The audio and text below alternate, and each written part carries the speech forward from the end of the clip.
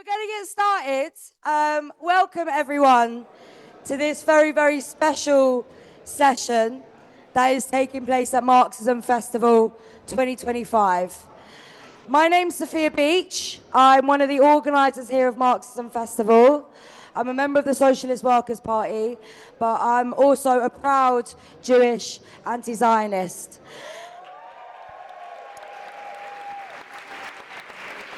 As you can see, we've got a really exciting lineup of speakers here today. I'm going to be hosting this event. How this event is going to run is we've got two brilliant speakers that I'll introduce one by one. My best guess is that all of you already know who the two people are to my left and my right, but I will introduce them nonetheless. Our speakers will speak for 15 minutes each, maybe a little bit more. Then we will have as much time as possible for questions, contributions from the floor. There will be a roving microphone that goes round, and then our speakers will come back at the end to respond to your questions. Just to start with, I think the political context that we are having this meeting in, when Keir Starmer is waging attacks on our movement, is particularly important. We're here to talk about from a global movement to winning freedom for Palestine. Millions of people have taken to the streets in the last 22 months in Britain to say no to the genocide. But we know that Palestinians have been fighting that genocide and Israeli apartheid for a lot longer, for 76 years. And that's why we're really proud here at Marxism Festival to be saying that we believe that the Palestinians have the right to resist Israeli apartheid by whatever forms they choose. We think that every single piece of Palestinian land from the River Jordan to the Mediterranean Sea is Palestine and should be given back. And we believe with the power of our movement here and the working classes across the world, we can win a world with a free Palestine and a world without the Zionist settler colonial regime of Israel. That's the world that we're fighting for. So look, no one is here though to hear me speak. So without further ado, I'd like to introduce our first speaker today. Our first speaker is Dr. Ghassan Abu-Sittah. Big round of applause. Ghassan is the rector of Glasgow University, despite the right and the Zionists trying to stop him. But he is also a Palestinian surgeon who's been saving lives in Gaza for the last 3 wars in Gaza. So please, we're really happy to have Ghassan here. A massive round of applause for Ghassan Abu-Sittah.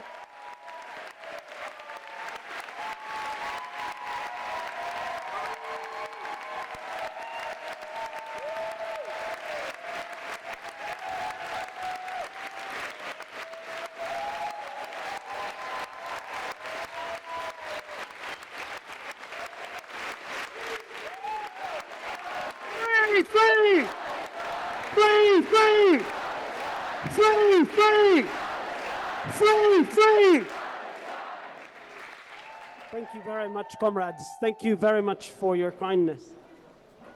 So I think what we need to do today is try to address the battles ahead, because as we can see, we have now entered a new phase of this continuous imperialist war in the West Asia, with the last round of Israeli and American attacks on Iran, the continuation of the genocide in Gaza, a continuation of an Israeli bombing campaign in Lebanon that has killed, since the ceasefire, 20 children and wounded over 70, and a permanent war.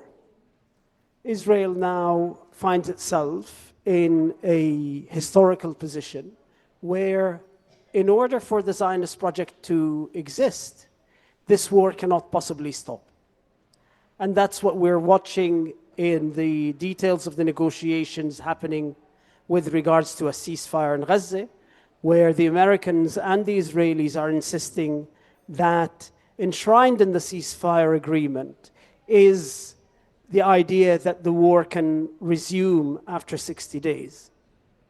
And we watch how the American envoy in Lebanon is delivering messages from the American government and, of course, from the Israeli government that unless the Lebanese resistance completely disarms, then a resumption of the war will take place in Lebanon.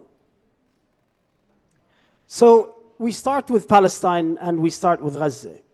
I think one of the things that is so apparent to us now is how, after the 7th of October 2023, Israeli settler colonialism almost regressed to the very basic essence of settler colonial work. It resorted to the weapons of famine that we saw in Ireland and we saw in Algeria. It resorted to the weapons of massive and performative massacres in order to try to crush the soul of the resistance within the Palestinian people. And so this almost primitive settler colonialism that Israel has reverted to since 7th of October is really a form of retrenchment as the settler colonial project tries to go back to the very essence of its ideological makeup without the need for the frills and the public relations that it had existed or had hidden behind. And its relationship with global capital and Western imperialism is no longer hidden under this guise of a neutral, if misguided, third party. The West and Western governments now openly participate in the genocide in Gaza, openly participate in the war in Lebanon and in the attacks on Iran. And so that relationship between the settler colony and its metropole is now as blatant as was the relationship between the settler colony in Algeria and France. And so it's had to shed all of the trappings of this semi-independent state that it had tried to accumulate, because we are now fighting for an attempt to redraw West Asia and the Arab world in preparation for a war against China in 10 to 15 years. And if we look back at what British colonialism and French colonialism did in Palestine and in Syria and in Lebanon and in Iraq, in the interwar period, they crushed all of the resistances. So from the 1922 revolution in Iraq to the revolution in Syria to the 36 revolution in Palestine, in order to prepare the region as an area of resupply towards the Pacific War. And that's what happened.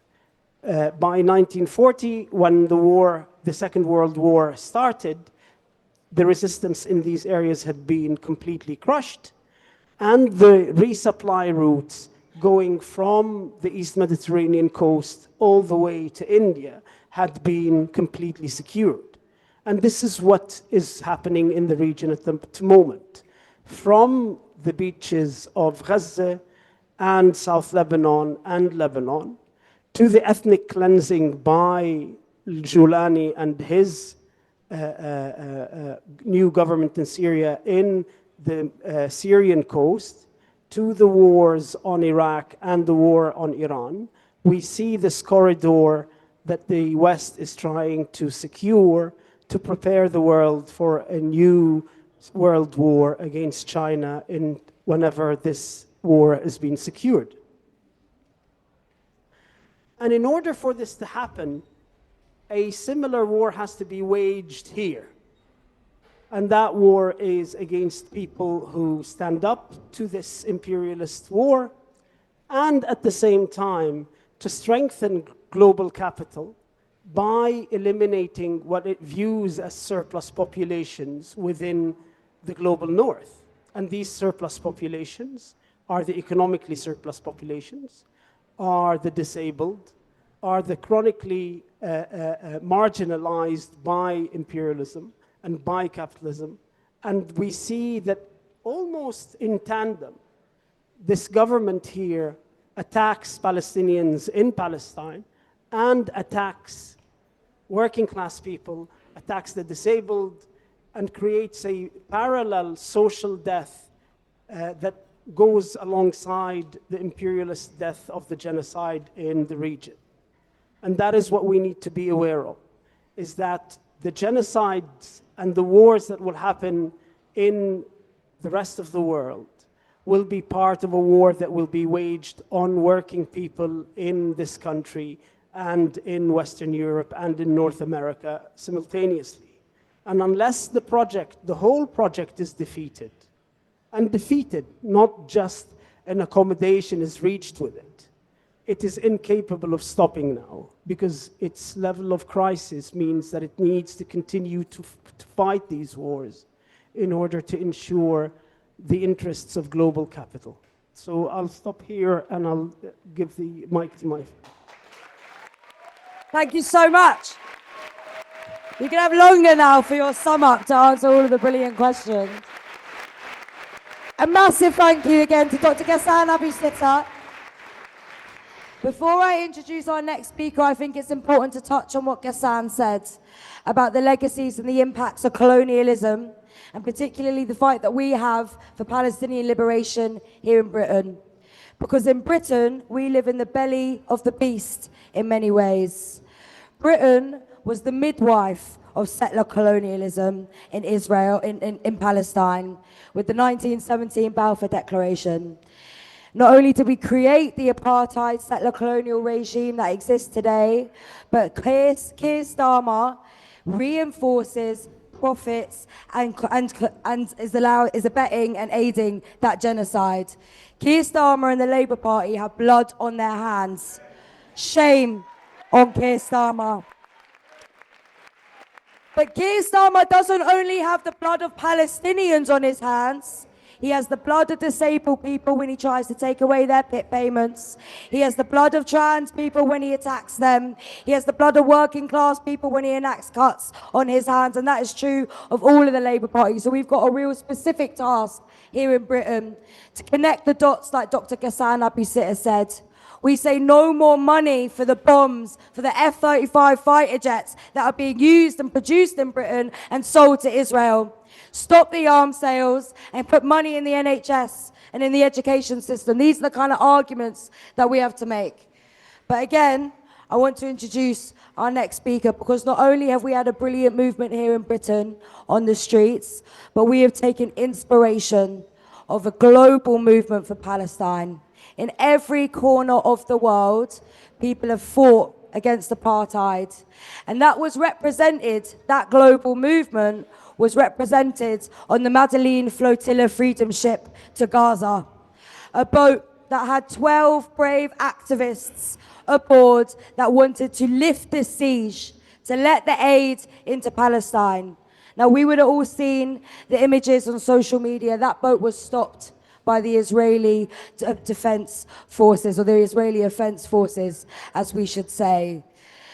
The activists were detained and sent home, but their message was spread wide, and we took inspiration. So look, without further ado, I'd like to welcome Rima Hassan. Rima Hassan is a French-Palestinian MEP with Le France Insoumise, LFI, and of course she was one of those 12 brave activists aboard the Madeleine Flotilla ship to Gaza. So over to you, Rima Hassan.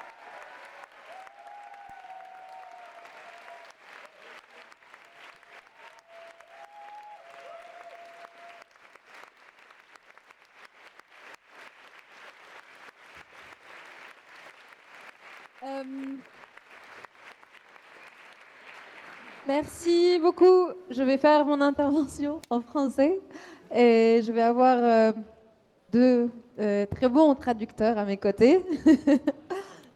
Hi, everyone. Oh, is this working? Oh, yeah. Hi, thank you so much. I'll do the translation in, or Rima is going to do, sorry, Rima is going to do the translation, First time doing this. Be mindful. Yeah, the conversation in French, and Fanny and I are going to be translating. Bon, sans plus attendre, je vais peut-être juste commencer par dire que je suis heureuse d'être là. Et en même temps, c'est un moment particulier pour moi, parce que, comme vous le savez, la Palestine a été colonisée par les Britanniques, par les Anglais. Et donc, je viens d'une région en Palestine qui s'appelle Akka. Il y en a d'autres. Du même village que Mahmoud Darwish, Al-Beroué.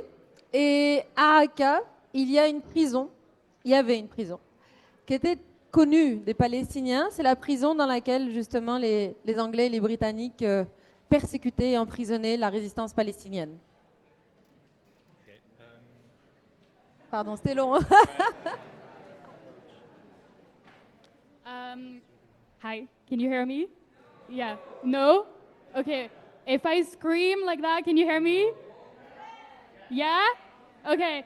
So she says she's very happy to be here with us, but it's a bit bittersweet because she's also well aware that Britain colonized Palestine in the first place.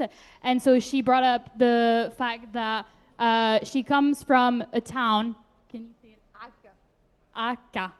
Yeah? Okay. In Palestine, I guess people in here are familiar with Mahmoud Darwish's work, the poet. So it's the same town he is from, and she brought up that there is a prison in that town that is where the British Empire would put Palestinian prisoners while they colonized Palestine. Et durant cette colonisation britannique, les historiens estiment à 10% les Palestiniens qui ont été soit tués, soit emprisonnés, soit poussés à l'exil. Et certains historiens ont conclu justement que la colonisation britannique a beaucoup affaibli le peuple palestinien quand il a dû résister à la colonisation sioniste. Voilà, c'était ma petite introduction avant de vous parler de la flottille de la liberté.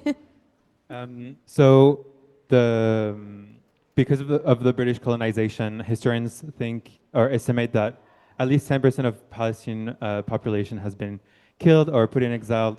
And yeah, sorry. Et ensuite, ouais, vas-y. C'est les 10% tués, emprisonnés ou poussés à l'exil. Voilà. Like during that time, so as Martin said, 10% of the entire Palestinian population was either killed, jailed in those jails that she brought up just before, or pushed into exile and chased away from the country. And according to historians, this period especially really weakened the ability for the Palestinian people to resist against their occupier. So she just wanted to put that reminder here because of the context of all of us being here, obviously. And now she will move on to talk about the Freedom Flotilla. Alors, la Flotilla de la liberté, c'est une action pour laquelle beaucoup de gens m'ont posé des questions. Parce que, vous savez, je suis députée européenne depuis 1 an. Et je suis donc aussi réfugiée palestinienne, descendante de la Nakba. Et les premières questions qu'on m'a demandé, mais pourquoi une politique va dans cette action de la Flotilla de la liberté? C'est assez étrange. Normalement, c'est plutôt des actions militantes. À quoi ça sert? Et j'ai l'occasion de le dire, moi j'ai pas été élue pour rester dans un bureau, et dans le moment que nous sommes en train de vivre, chacun et chacune doit faire sa part, y compris dans des actions militantes, y compris dans la désobéissance civile.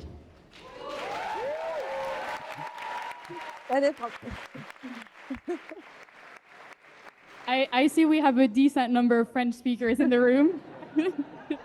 Yeah, so for the non-French speakers, so she says that on the Freedom Flotilla, she's been getting a lot of questions, especially because I assume people know here she's been a European MP for France for about a year now. And when she joined the Freedom Flotilla, people were wondering why would she do that, because it's not really something a politician would do, rather more activist.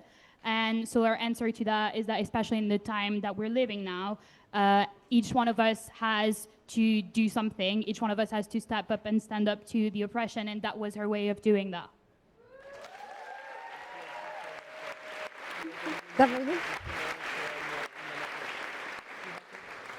her exact words were, "I wasn't elected to stay in office."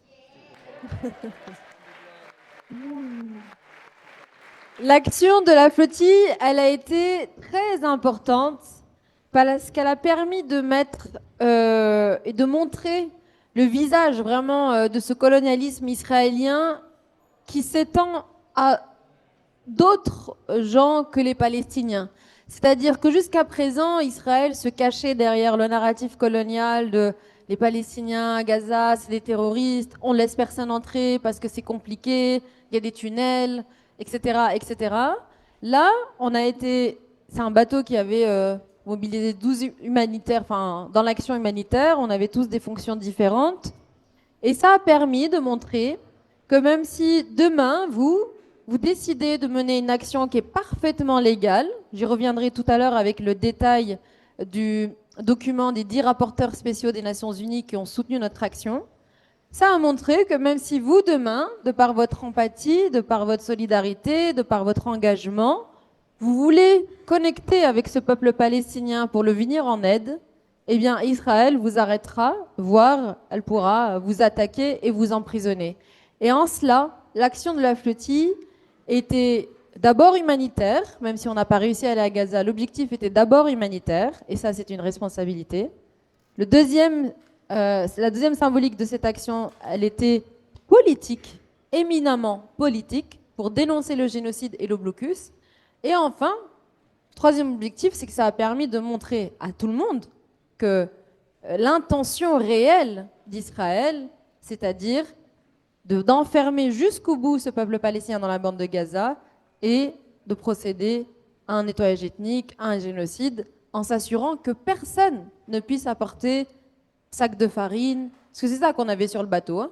Farine, riz, du lait infantile, des produits d'hygiène pour les femmes. On n'avait que des choses qui rentraient dans l'aide humanitaire.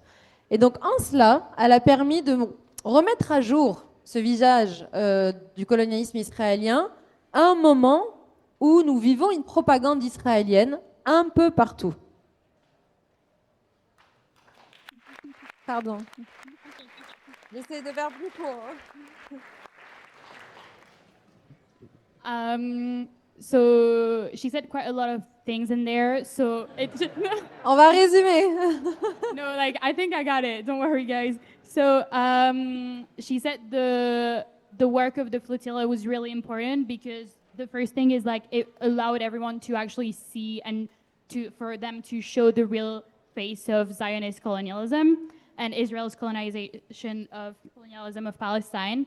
And it really showed that it extends even further than Palestine because obviously we know that Israelis will never refrain from jailing Palestinians and killing them and obviously pursuing their genocide. But this showed that you had a boat with 12 humanitarians from different countries and they were all there to bring bags of flowers, formula for babies, sanitary products for women, and rice, and that in itself was an issue.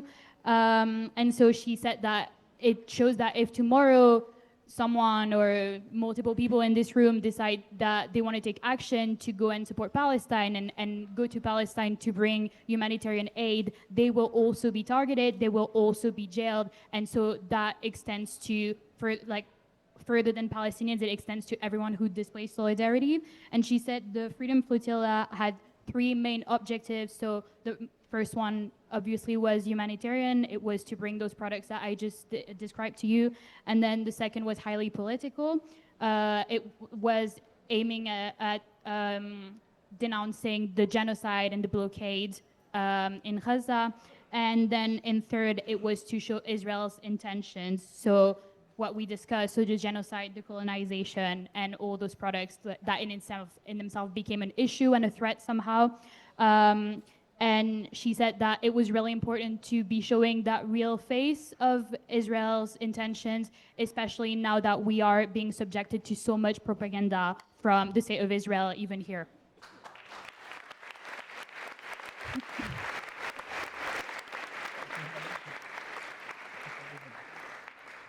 Alors, nous ne sommes pas arrivés à Gaza, mais la bonne nouvelle, c'est que le prochain bateau part bientôt.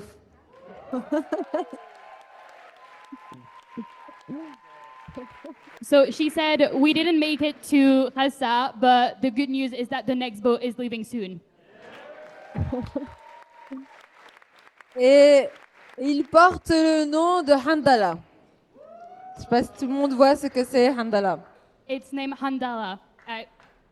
People here know, I don't know if you've seen the signs around on the books and on the merch. C'est le petit symbole palestinien du bonhomme qui est à les mains dans le dos. C'est le symbole de l'exode palestinien. Yeah, it's that little symbol of like that little man who is like shown from the back, and he has his hands in the back, and it's the symbol of like the Palestinian exile.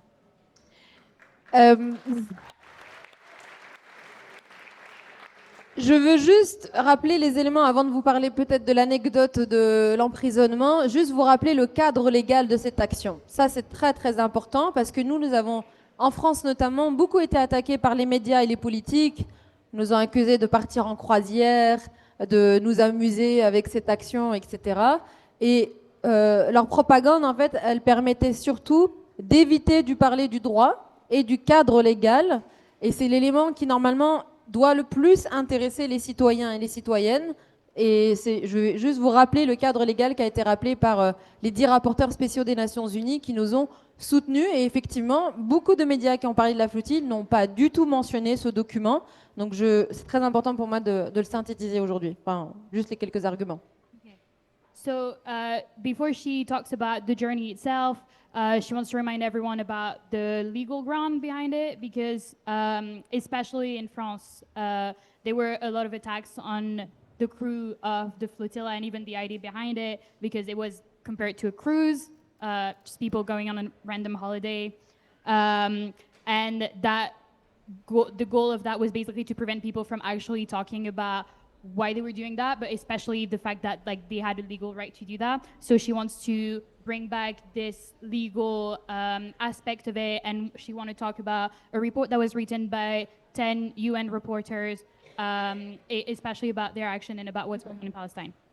C'est le lendemain de notre départ, donc nous on est parti le 1er, c'est le 2 que ce document a été publié.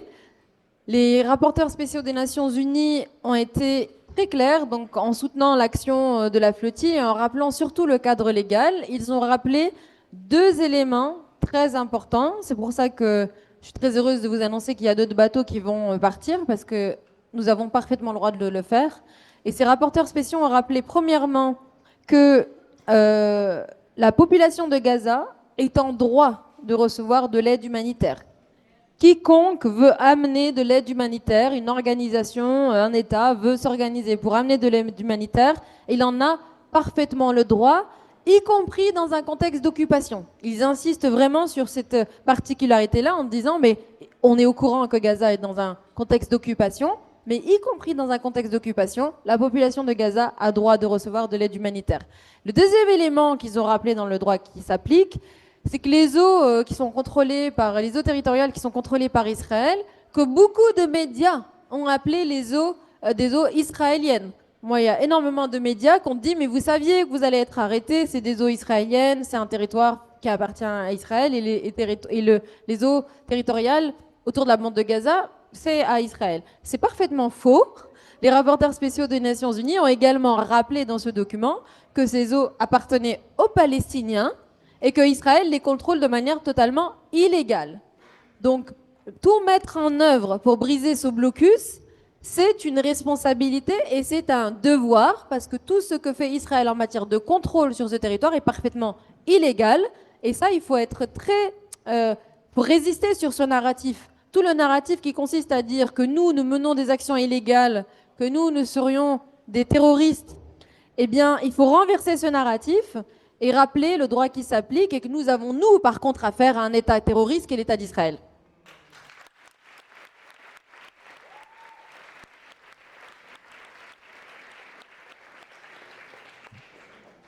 So one day after their departure, the report was released by the 10 UN reporters, and they made 2 points very clear. Well, first they said that they supported the initiative, but then they made 2 points very clear. So the first one is that the population in Palestine has a right to receive humanitarian aid in international framework, even under occupation. So she explained that that's really important because that's what the argument that was used against it. It is key that like even populations under occupation have a right to receive humanitarian aid, and therefore NGOs have the right to go and deliver it. And then that second point said that in the media, the waters in which they were arrested were described as Israeli waters. And they were told that like they shouldn't have been there because they should have known it was Israelis' water. The report makes it very clear that these waters are Palestinians. And even though Palestine is occupied by Israel, it is still Palestinian waters. So in that legal framework, then it becomes almost a duty to break that blockade and to bring directly the aid through those Palestinians' water. And so she said it is really important because in the media right now the narrative is wrong. It's really important to reverse that narrative because at this stage, even through the law, Israel is actually the terrorist. Merci.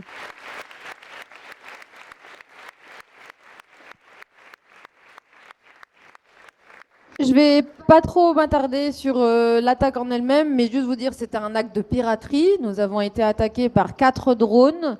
Ensuite, il y a eu 2 Zodiacs et 6 navires à peu près qui nous ont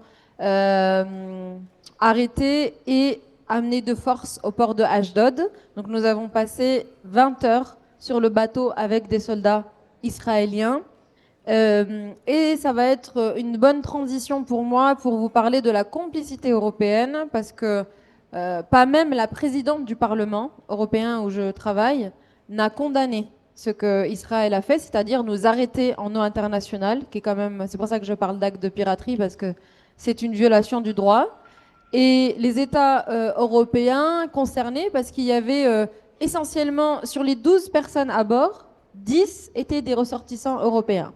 Et les États européens n'ont pas non plus condamné comme il le fallait. Ils ont se sont plutôt retournés contre nous en disant que notre action, elle servait à rien et que c'était de la provocation. Et donc, c'est une bonne transition pour que je finisse les 5 minutes qui me restent sur la question de la complicité européenne. Okay. So she said she won't talk too much about the attack in itself that they were subjected to on the boat. She just reminds that it is basically they were targeted by pirates.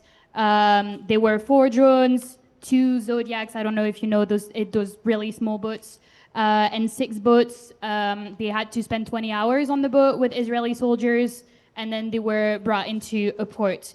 And she wants to use exactly this specific aspect to talk and transition into the complicity of the West, but especially the EU, because as you know, Rima is a European MP, which means that she works for the European Union, and not even the head of the European Parliament said anything about her arrest. And it goes even further than that because they were arrested in international waters. 10 out of the 12 people on the crew were from EU countries, and their countries either did not react at all, or even worse, they actually blamed the crew members, saying that what they were doing was basically provoking Israel. Merci. Rapidement, parce qu'il nous reste 5 minutes, la complicité européenne, elle est de 2 niveaux. Et je crois qu'on est en difficulté, surtout pour la complicité idéologique. On a une complicité idéologique qui se base sur des idéaux politiques, mais également civilisationnels, coloniaux. Et puis l'extrême droite et la droite qui sont aujourd'hui majoritaires dans beaucoup de pays européens expliquent aussi beaucoup de choses sur les alliances que a le régime israélien aujourd'hui avec de nombreux partis d'extrême droite. Et un universitaire israélien qui s'appelle Benyamin Belaïm parle justement de mariage contre nature entre Israël et ses régimes d'extrême droite, parce que ce sont d'abord des partis fondamentalement antisémites. Mais pour vous dire qu'il y a d'abord une complicité idéologique. Le soutien apporté à Israël n'est pas juste un soutien intéressé avec des intérêts politiques, c'est une partie importante, mais il y a aussi un soutien idéologique. Et c'est la bataille qui va être la plus longue. C'est la bataille du narratif. Et c'est au fond, pour pas être trop longue pour toi, c'est au fond rompre. C'est la bataille qu'on mène. C'est comment on arrive à rompre dans nos sociétés occidentales avec notre héritage colonial et notre héritage raciste. Ça, c'est la première bataille.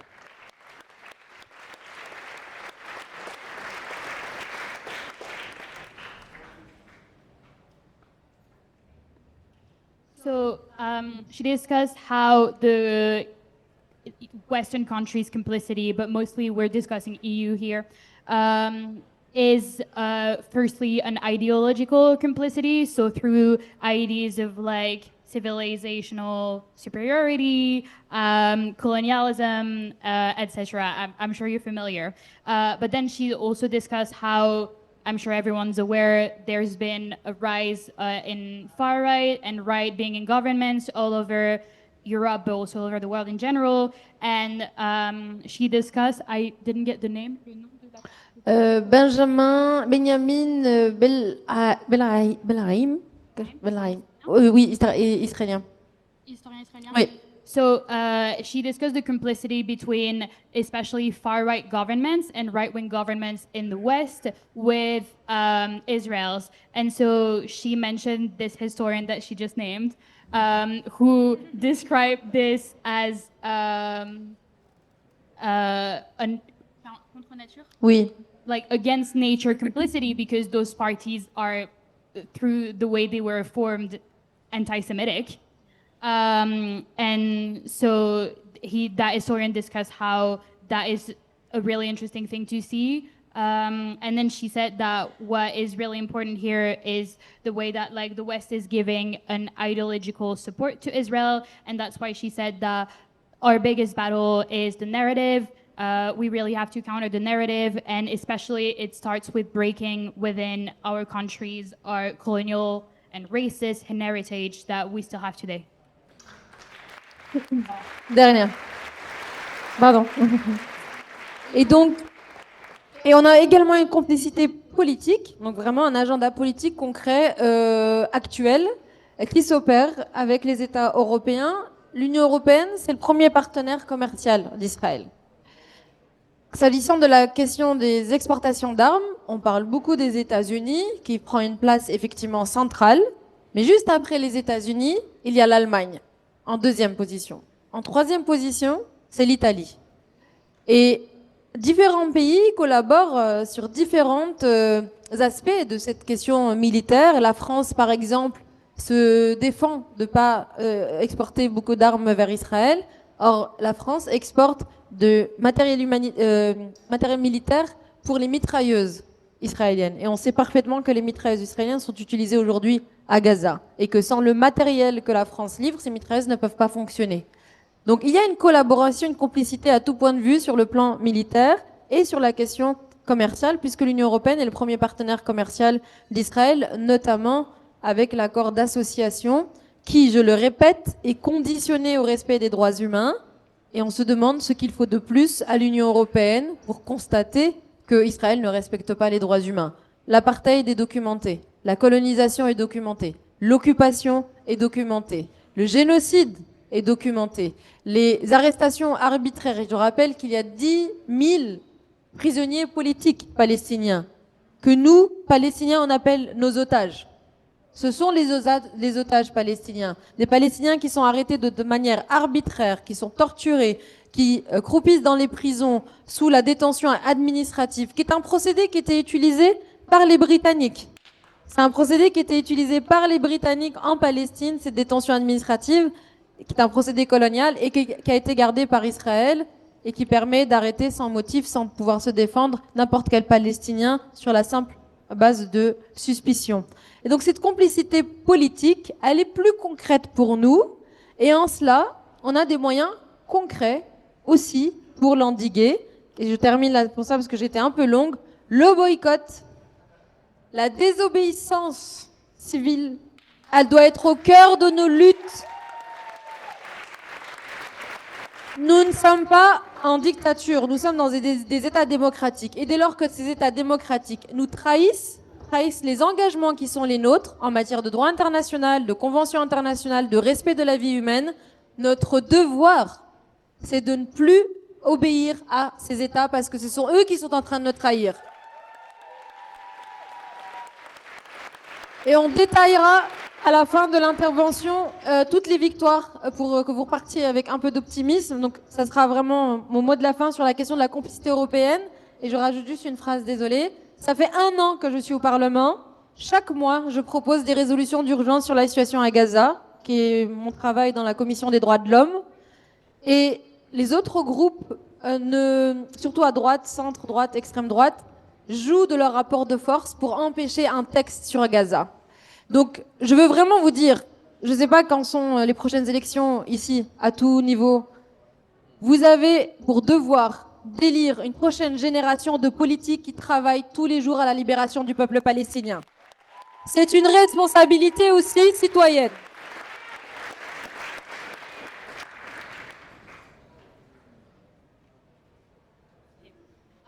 So the second side of the complicity is political complicity, which is one that we see really clearly today.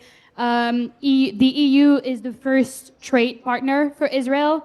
And we talk a lot about arms trade, especially in the EU. So the US is the main trade partner in terms of arms with Israel. But the second one is Germany. And right after that is Italy. And she also mentioned, obviously being French, how France has denied for months now supplying weapons to Israel, and yet we know that the munitions that goes into assault weapons is produced in France. So those munitions and those arms that are being used against Palestinians could never be used if it wasn't for France, and yet the country is still denying it. She said that especially the EU trade contracts that we have with Israel, and especially with any of our fellow contractors, depend on the respect of international human rights. And so she reminded that, she said, I don't know what else needs to be done for people to actually see that those requirements of human rights with our trade contracts have been broken. The genocide has been descripted, it's been discussed. The blockade as well, the arrest, all of that has been revealed. It's out for everyone to see. The apartheid state, the administrative detention, which is something that was brought up by the UK government first, the UK Empire, when it was in Palestine the first time, which is basically arresting people just under suspicion and keeping them in jail for as long as you want. And those people are hostages, Palestinian hostages. And she said that we have means to counter all of that. We do. The first one being the boycott movement. I'm sure everyone is familiar with the BDS. That's one way we counter the genocide of Palestinians. The second one, most important one, is civil disobedience.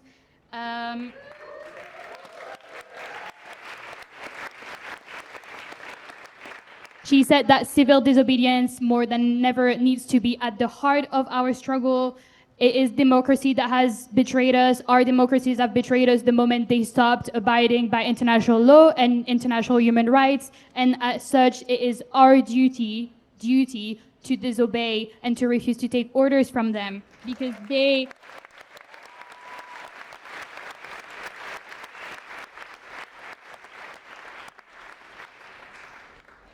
And so at the end, she said that she still wants to bring a bit of optimism, and obviously she will come back later on like the victories to try and have people leave this room a bit motivated. She said that in her 1 year she spent as an MP for the EU, each month she has brought to the Human Rights Commission, which she is a part of, texts and potential laws on Palestine, and every single time it is far-right and right-wing parties who have used their influence to stop those from even being discussed. So we know that the UK is not necessarily in the EU, but she says, I don't know when the next elections are in this country, but it is every single person's duty here to bring into power a person who will fight for the rights of Palestinians.